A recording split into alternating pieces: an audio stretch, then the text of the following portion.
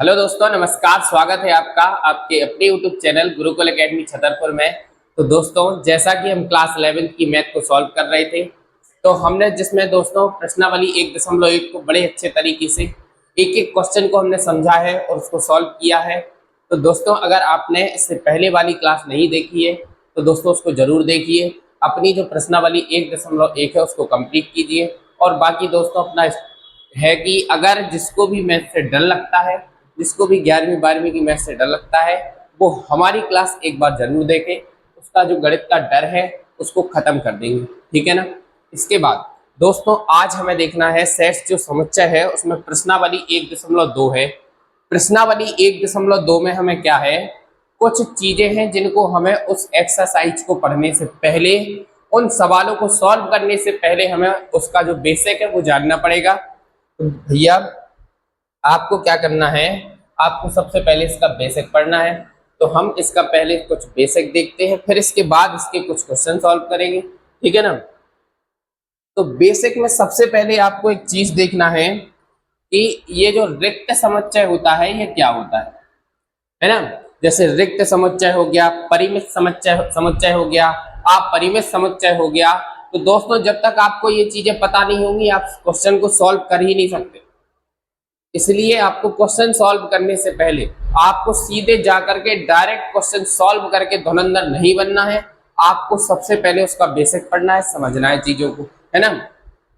तो भैया रिक्त समुच्चय क्या होता है, तो एक समुच्चय जिसमें एक भी अवयव नहीं होता, एक भी अवयव नहीं होता है, वह क्या कहलाता है, रिक्त समुच्चय, या उसी को अपन बोलते हैं शून्य समुच्चय कहलाता है।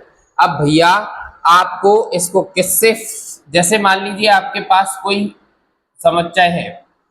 अब रिक्त समुच्चय का मतलब होता है कि ये जो समुच्चय है इसमें एक भी अवयव नहीं होंगे, इसमें शून्य अवयव होंगे या फिर एक भी नहीं होंगे, है ना। तो रिक्त का मतलब होता है खाली। नाम से ही स्पष्ट है, रिक्त का मतलब क्या होता है, खाली, यानी उसमें कोई भी अवयव नहीं है। जैसे मान लो हम आपको एक बॉक्स दे दे, एक डिब्बा दे दे, और वो डिब्बा बढ़िया आपको बंद करके पकड़ा दे, और वो डिब्बा कैसा है, खाली है। कैसा है, वो डिब्बा खाली है। तो फिर आप क्या करेंगे, कुछ नहीं करेंगे, है ना, डिब्बा खाली है। इसका मतलब है कि रिक्त समुच्चय का मतलब होता है कि उसमें कुछ भी ना होना, एक भी अवयव ना होना, उसी को हम रिक्त समुच्चय या शून्य समुच्चय कहते हैं। इसके लिए हम आपको कुछ एग्जाम्पल बता रहे हैं। जैसे देखो, मान लीजिए कि ए एक समुच्चय है जिसमें ए सच दैट एक जो है वो एक छोटा है एक्स से और दो बड़ा है किससे, दो बड़ा है किससे, एक्स से। तो एक्स एक प्राकृतिक संख्या है, यहाँ ए एक क्या है भाई साहब, रिक्त समुच्चय है। क्योंकि प्राकृतिक संख्याएं जो होती हैं वो होती हैं 1 2 3 4 5 6, इस तरीके से जाती हैं। तो भाई साहब एक और दो के बीच में क्या कोई नंबर है जो प्राकृतिक संख्या हो, तो नहीं है।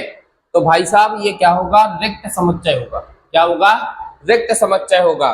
क्यों होगा, क्योंकि ये बीच में इसके कोई प्राकृतिक नंबर नहीं है, कोई प्राकृतिक संख्या नहीं है, इसलिए क्या होगा, रिक्त समुच्चय होगा।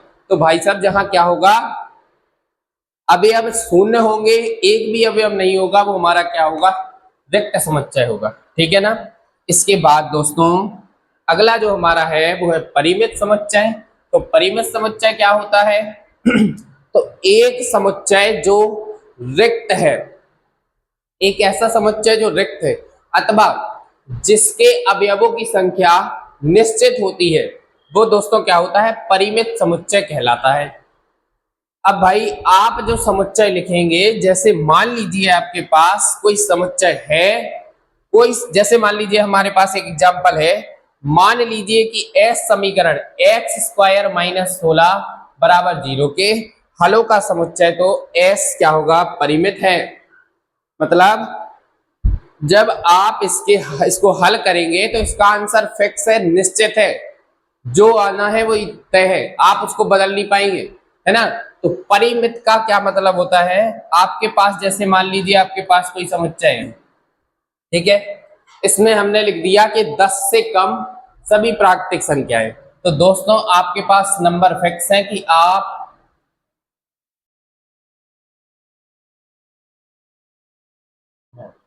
आपको 10 से कम सभी प्राकृतिक संख्याएं लिखनी है। तो 10 से कम क्या है, 9 तक होगा ना, तो 9 तक हमने सभी संख्याएं लिख दी प्राकृतिक। तो भैया ये क्या है, चीजें फिक्स है, ये निश्चित है, आप इसको बदल नहीं सकते, आप इनको कम नहीं कर सकते, आप इनको बढ़ा नहीं सकते, है ना। तो ये चीजें क्या है, फिक्स है। और जब चीजें निश्चित होती हैं और चीजें फिक्स होती हैं, उस तरह का समुच्चय हमारा क्या होता है, तो हमारा परिमित समुच्चय होता है। आ रही बात समझ में।